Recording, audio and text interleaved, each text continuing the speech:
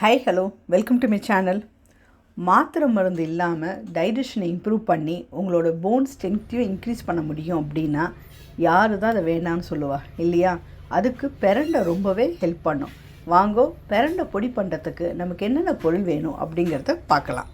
இதுக்கு ஃபஸ்ட்டு நம்ம பிரண்டையை ஆஞ்சி எடுத்துக்கணும். அதுக்கு பார்த்தேன்னா நாடு இருக்கும் பிரண்டையில், அதை கட் பண்ணிவிட்டு அதோடய எட்ஜஸ் எல்லாம் ஷார்ப்பாக இருக்கும், அதை நம்ம பீல் பண்ணி எடுத்துக்கணும். இதுக்கு கையில் கண்டிப்பாக நல்லெண்ணெயை தடவிண்டு பண்ணுங்கோ, இல்லைன்னா ரொம்பவே கை அரிக்க ஆரம்பிக்கும்.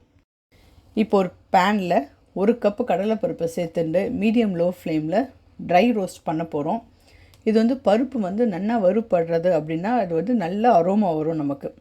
அது வந்ததுக்கப்புறமும் நல்லா வறுத்தேல்னா செவக்க வறுப்படும். அப்போ இதை எடுத்து ஒரு தட்டில் போட்டுண்டு அதே பேனில் 1 கப்பு தனியா சேர்த்துண்டு மீடியம் லோ ஃப்ளேமில் நல்லா வறுக்கலாம். தனியா லேசாக தான் செவக்கும், பட் ஆனால் பொரியிற சத்தம் கேட்கும். அந்த சத்தம் வர வரைக்கும் நல்லா வருங்கோ. அப்போ தான் தனியா நம்ம நல்லா வறுத்துருக்கோம் அப்படின்னு நமக்கு தெரியும். அதையும் ஒரு தட்டில் சேர்த்துட்டு இதே பேனில் 1 கப்பு உளுத்தம்பருப்பு சேர்த்துக்கோங்க. உளுத்தம்பருப்பு நான் இன்றைக்கி கருப்பு உளுந்து சேர்த்துட்டுருக்கேன். உங்கள்கிட்ட நார்மல் உளுந்து இருந்தால் அதை சேர்த்துக்கோங்க. பட் கருப்பு உளுந்து உடம்புக்கு ரொம்பவே நல்லது. இதையும் நல்லா வறுத்துட்டு செவக்க வறுக்கணும் எல்லாமே. இதையும் அந்த தட்டில் சேர்த்துண்டு கடைசியாக காஞ்ச மிளகா கூடவே நான் 2 ஸ்பூன் பெப்பர் சேர்த்துட்டுருக்கேன். 25 to 30 காஞ்ச மிளகா தேவைப்படும். 2 ஸ்பூன் பிளாக் பெப்பர் சேர்த்துண்டு மிளகா நல்லா செவக்கிற வரைக்கும் வறுத்துக்கலாம். அதுக்கப்புறம் இதையும் தனியாக எடுத்து வச்சிடலாம். இப்போ நிறைய பேர் யோசிக்கலாம், நான் பெப்பர் சேர்த்துருக்கா, நாங்கள் பெப்பரே சேர்க்க மாட்டோம் கறி பொடியில் அப்படின்னு நீங்கள் நினைக்கலாம். இல்லை பருப்பு அளவு இல்லாமல் ஒரே லெவலாக எடுத்துட்டுருக்கேன் அப்படின்னு நினைக்கலாம். இது என்னோடய மெத்தட் ஆஃப் குக்கிங்.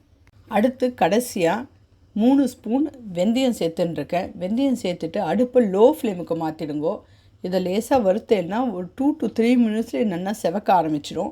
செவந்ததுக்கப்புறமும் இதை ஃப்ரை பண்ணாதீங்க, அப்புறம் ரொம்ப கசந்து போயிடும். இதை உடனே பிளேட்டுக்கு ட்ரான்ஸ்ஃபர் பண்ணிவிடுங்க. இப்போ இந்த பேனில் 2 ஸ்பூன் நல்லெண்ணெய் சேர்த்துண்டு நம்ம நறுக்கி எடுத்து வச்சுருக்கிற பிரண்டை இதில் சேர்த்துடலாம். இப்போ பார்த்தேன்னா ஒரு ஃப்ரெஷ்ஷான க்ரீன் கலரில் இருக்குது இந்த பிரண்டை. நீங்கள் இதை மீடியம் லோ ஃப்ளேமில் 10லேருந்து 15 நிமிஷம் மினிமம் இதை நீங்கள் ஃப்ரை பண்ணணும். பார்த்தேன்னா பிரண்டியோட கலர் ரொம்ப ஷ்ரிங்க் ஆகி ரொம்ப பேல் க்ரீனுக்கு போயிருக்கும்.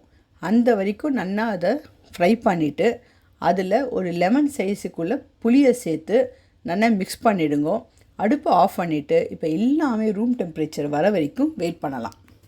இப்போ இது ரூம் டெம்பரேச்சருக்கு வந்ததுக்கப்புறம் மிக்ஸி ஜாரில் நம்ம வறுத்து வச்சுருக்கிற பருப்பு எல்லாத்தையும் சேர்த்துட்டு கூடவே வறுத்து வச்சுருக்க பிரண்டை, புளி, அதுக்கப்புறம் இதுக்கு தேவையான அளவு உப்பு, கூடவே பெருங்காயத்தையும் சேர்த்து இதை ஒரு நல்ல பவுடராக அரைச்சி எடுத்துக்கோங்க. ரொம்ப ஃபைனாக அரைக்காதீங்க. அதில் நெக்ஸ்ட்டு ஸ்டேஜ் ஃபைன் பவுடராக இருக்கணும். அதுக்கு முன்னாடி ஸ்டேஜில் ஆஃப் பண்ணிட்டேல் அப்படின்னா உங்களுக்கு சாதத்துக்கு கலந்துக்க, தோசைக்கு மேலே போட்டு சாப்பிட்றதுக்கு எல்லாத்துக்குமே ரொம்ப நல்லாயிருக்கும். இந்த ஹெல்த்தியான ரெசிபி உங்களுக்கு பிடிச்சிருக்கோன்னு நினைக்கிறேன். இதை கண்டிப்பாக ட்ரை பண்ணி உங்கள் குழந்தையிலேருந்து எல்லாருக்கும் கொடுக்க ஆரம்பிங்கோ. ஸோ தட் அவளுக்கு வயசான அப்புறம் போன் ப்ராப்ளம் எதுவும் வராமல் இருக்கும். இதை ட்ரை பண்ணி பார்த்துட்டு உங்களுக்கு எப்படி வந்தது அப்படிங்கிற ஃபீட்பேக்கை ஷேர் பண்ணுங்க. ஸ்டெப் பை ஸ்டெப் ரெசிபிஸ் என்னோடய வெப்சைட்டில் இருக்குது, அதையும் செக் பண்ணுங்க. தேங்க்யூ.